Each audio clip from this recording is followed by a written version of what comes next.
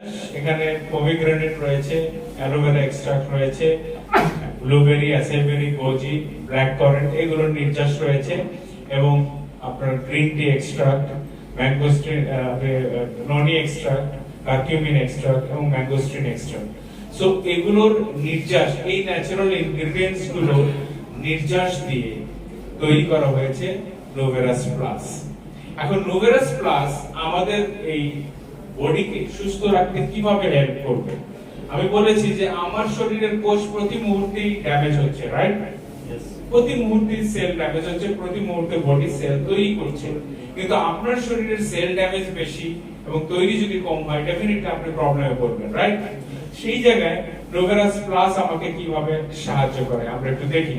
নোভেরাস plus হচ্ছে পৃথিবীর সবচেয়ে শক্তিশালী ন্যাচারাল অ্যান্টিঅক্সিডেন্ট, সবচেয়ে শক্তিশালী ন্যাচারাল অ্যান্টিঅক্সিডেন্ট। এখন ন্যাচারাল অ্যান্টিঅক্সিডেন্ট কথাটার মানে কি? অ্যান্টি মানে বিরুদ্ধে, অক্সিডেশন মানে নষ্ট হওয়া, অক্সিডেশন মানে নষ্ট হওয়া। তো নষ্ট হওয়ার বিরুদ্ধে যে কাজ করে, আচ্ছা নষ্ট হওয়ার বিরুদ্ধে কাজ করে কি? ভালো থাকার সপক্ষে থাকে, রাইট? সো কি ভালো থাকার সপক্ষে সে কাজ করে? আপনার শরীরের কোষ ভালো থাকার পক্ষে সে কাজ করে। এই জন্য বলা হচ্ছে পৃথিবীর সবচেয়ে শক্তিশালী ন্যাচারাল অ্যান্টিঅক্সিডেন্ট। এখন আমি বলছি পৃথিবীর সবচেয়ে শক্তিশালী ন্যাচারাল অ্যান্টিঅক্সিডেন্ট। এই কথাটা আমি কোন কি কারণে বলছি সেটা আমি এক্সপ্লেইন করব। দেখেন, লোহায় মরিচা ধরে, লোহা যখন বাইরে থাকে বাতাসের জলীয় বাষ্প লোহার সাথে বিক্রিয়া করে লোহাকে মরিচা ধরে, রাইট? সো আমাদের শরীরের কোষও কিন্তু যখন বিক্রিয়া করে ফ্রি রেডিক্যালের সাথে কোষ ড্যামেজ হয়ে যায়, আমাদের শরীরের কোষ ড্যামেজ হয়ে যায়, আমরা এজিং হই বা আমরা রোগে আক্রান্ত হই, রাইট? এখন লোহার উপরে যখন কালার দেই, রং করি, তখন লোহা কিন্তু মরিচার হাত থেকে প্রিভেন্টেড থাকে। আবার লোহাকে যখন ইলেকট্রোপ্লেটিং করি তখনও লোহা মরিচার হাত থেকে প্রোটেক্টেড থাকে। তো রং আর ইলেকট্রোপ্লেটিং এর প্রোটেক্ট করার ক্ষমতা কিন্তু এক না।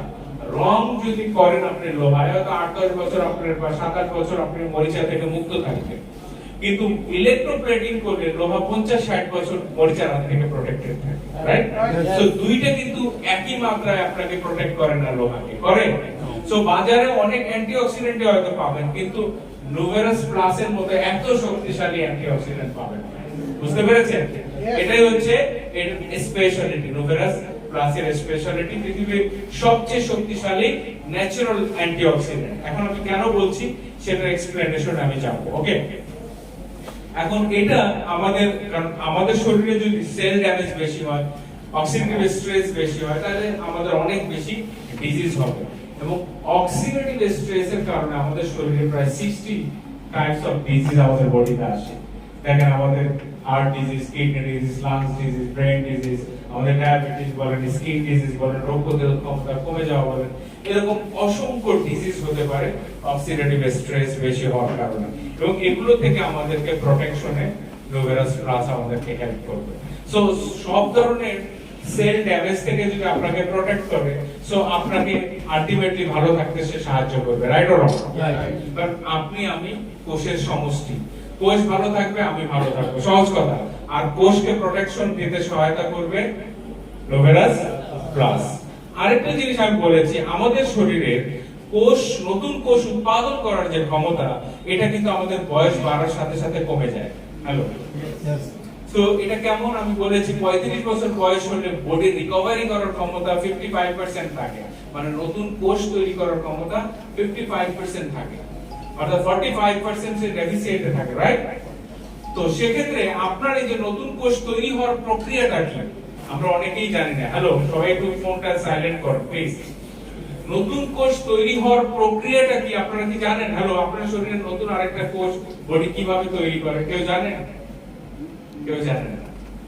আপনার আমার শরীরের মধ্যে হাড় আছে, হাড়ের মাঝখানে একটা ফাঁপা জায়গা আছে, ফাঁকা জায়গা, এটাকে বোন ম্যারো বলা হয়, অস্থি মজ্জা বাংলায় বলি আমরা। এই যে হাড়, আপনার মুরগির রান চিবান না, রানের মধ্যে লাল অংশ দেখেন না, এটা অস্থি মজ্জা, এটা হচ্ছে হাড়ের মজ্জা। এই জায়গা থেকেই নতুন কোষ সৃষ্টি হয়। এই জায়গাটাকে বলা হয় বোন ম্যারো। এখান থেকে যে কোষ তৈরি হয় তাকে বলা হয় স্টেম কোষ। কি কোষ? স্টেম কোষ। স্টেম কোষ বা স্টেম সেল কথাটা অনেক শুনেছেন আপনারা, রাইট? এই স্টেম সেল আমাদের বডি তৈরি করে, যেটাকে মাতৃকোষ বলা হয়। তো এই স্টেম কোষ তারপরে রূপান্তর হয় আমাদের প্রয়োজনীয় কোষে। সহজ কথা, আপনার শরীরে স্টেম কোষ তৈরি করে, এরপরে প্রয়োজন অনুযায়ী অন্য কোষে রূপান্তর হয়। কথাটা বুঝতে পেরেছেন? আপনার এরপরে হৃৎপিণ্ডের কোষ লাগবে না, লিভারের কোষ লাগবে না, চামড়ার কোষ লাগবে না, রক্তের কোষ লাগবে, ওই স্টেম কোষ আপনার প্রয়োজনীয় কোষে রূপান্তর হবে। বুঝতে পেরেছেন? সো স্টেম কোষ তৈরি হবে হচ্ছে আমাদের মজ্জা থেকে, আর এই স্টেম কোষ তৈরিতে আপনাকে সহায়তা করবে নোভেরাস প্লাস। কে? নোভেরাস প্লাস। তাহলে আপনার বয়স বাড়ার সাথে সাথে স্টেম কোষ উৎপাদন কিন্তু কমে যায়।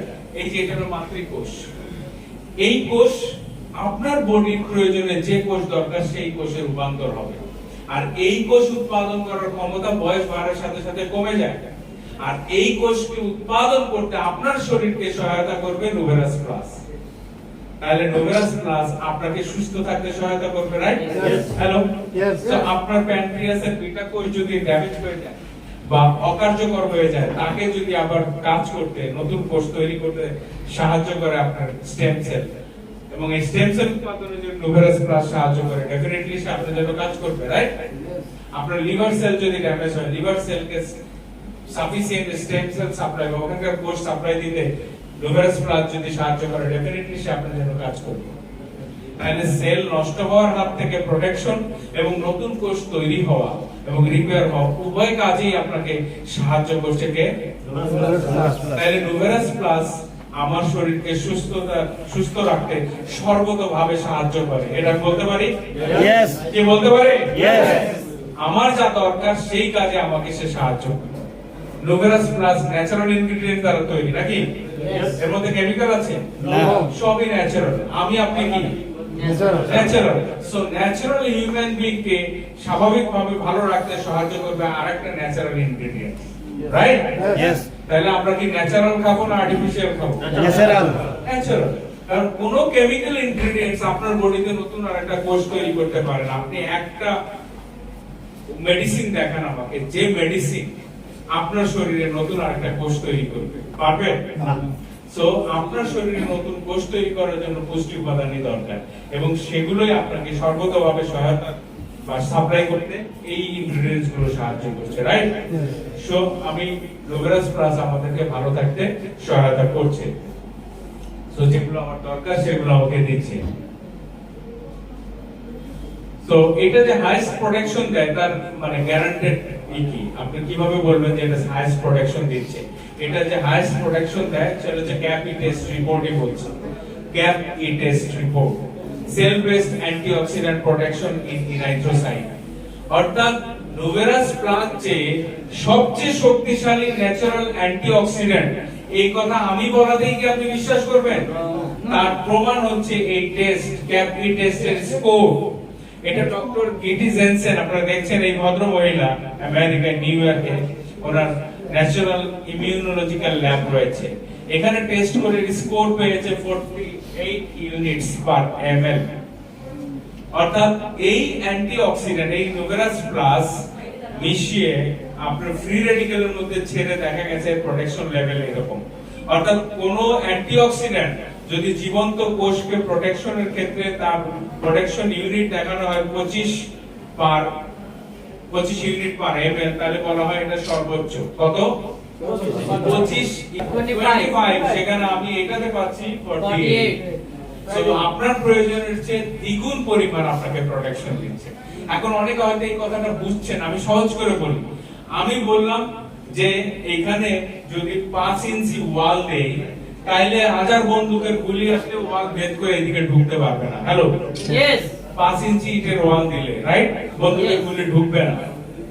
এখন আমার ওয়ালটা হচ্ছে 10 ইঞ্চি, তাহলে 5 ইঞ্চি ওয়ালা বেশি প্রোটেক্টেড না 10 ইঞ্চি ওয়ালা বেশি প্রোটেক্টেড? 10 ইঞ্চি।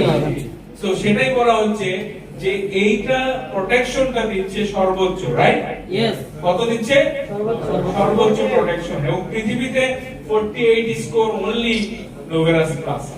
বুঝতে পেরেছেন? সো নোভেরাস প্লাসের জন্য একটা জোরে ক্লাস দিন। এবং এটার অক্সিজেন রেডিক্যালকে নিষ্ক্রিয় করার যে ক্ষমতা, ওরাক ভ্যালু এটা হচ্ছে 18,000 ইউনিট প্রতি 60 ml এ, অর্থাৎ প্রতিদিনের যে ডোজ আছে সেখান থেকে আমরা 18,000 ইউনিট পাচ্ছি। বাট 10,000 ইউনিট যদি আমরা পাই, দ্যাট ইজ আমাদের সুস্থ ভালো রাখার জন্য এটাই যথেষ্ট। বাট আমরা যদি 60 ml আমরা কনজিউম করি, আমরা 18,000 ইউনিট ওরাক ভ্যালু পাবো, রাইট? Yes. আমাদের যে খারাপ যে ফ্রি রেডিক্যাল আছে তাদেরকে নিষ্ক্রিয় করার জন্য।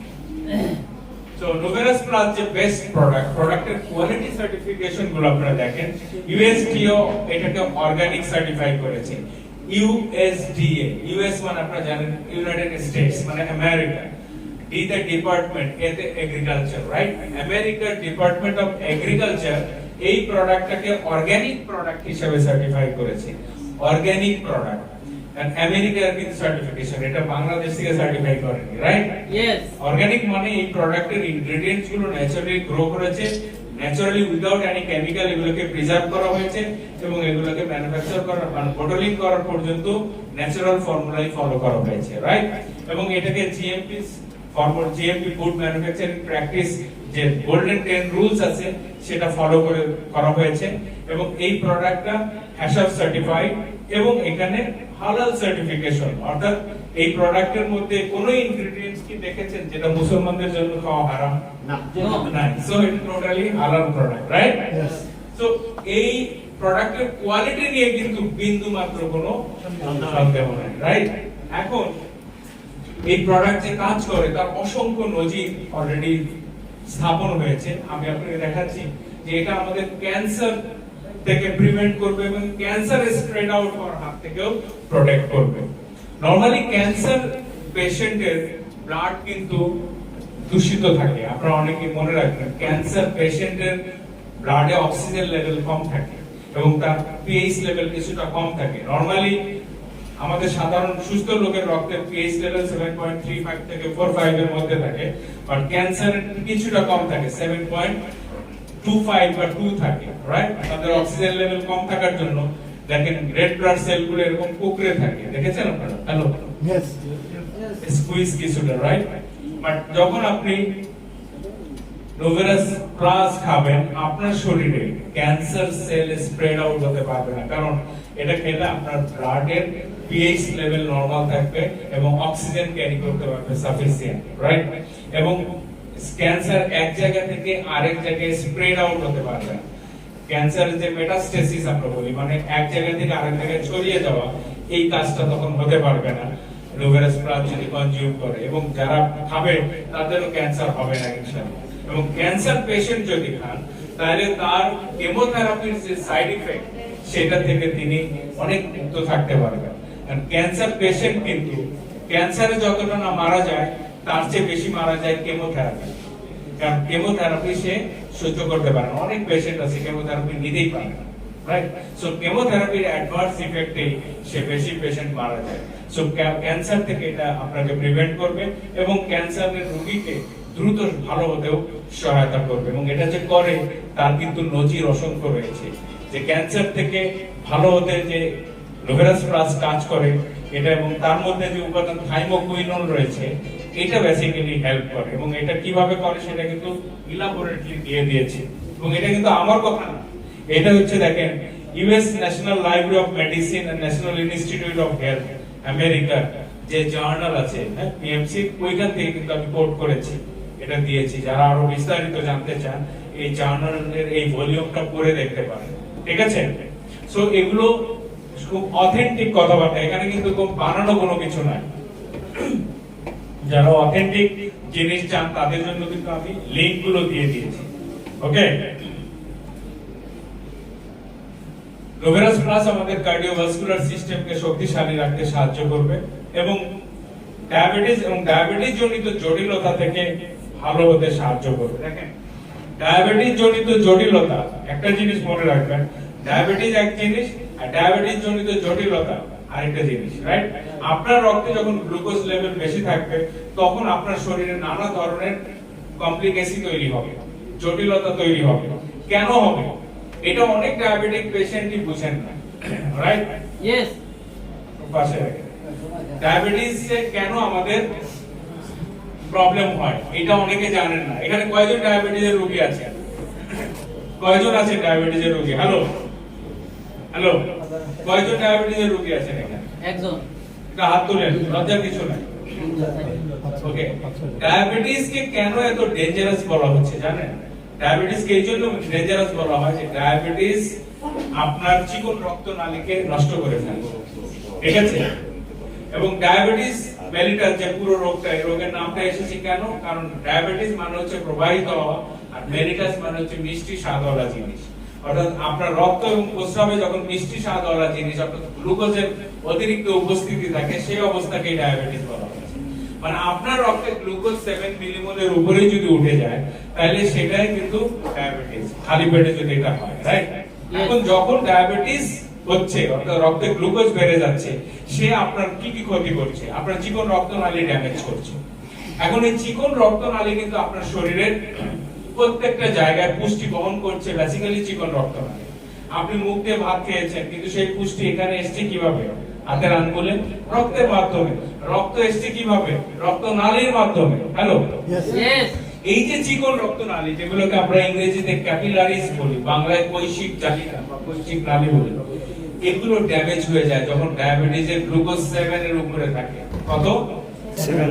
খালি পেটে যদি 7 মিলিমোলের উপরে থাকে তাহলে এই জায়গাগুলো, এই চিকন নালীগুলো নষ্ট হয়ে যায়। আর এই চিকন নালীগুলো যখন নষ্ট হয়ে যায় তখনই আপনার 12টা বাজে। এটা ওভারনাইট হয় না। একজন ডায়াবেটিস রোগী যদি নন কন্ট্রোল থাকে, 7 এর উপরে কন্টিনিউ তার গ্লুকোজ থাকে, তাহলে কারো 7 বছর, 5 বছর, 8 বছর পরে কি দেখবেন এই নালীগুলো ড্যামেজ হয়ে গেছে। এবং যখন ড্যামেজ হবে আপনার ভাইটাল অঙ্গগুলো, আপনার চোখের পেছনে, রেটিনার পেছনে যে রক্তনালী, এগুলো লিকেজ হয়ে যাবে, আপনার চোখ নষ্ট হয়ে যাবে। ডায়াবেটিস রোগীর কি চোখ নষ্ট হয় না? এবং তার কিডনির এই যে ছাকনিগুলো, নেফ্রন, এগুলো ড্যামেজ হয়ে যাবে, তার কিডনি ড্যামেজ হয়ে যাবে। বুঝতে পেরেছেন?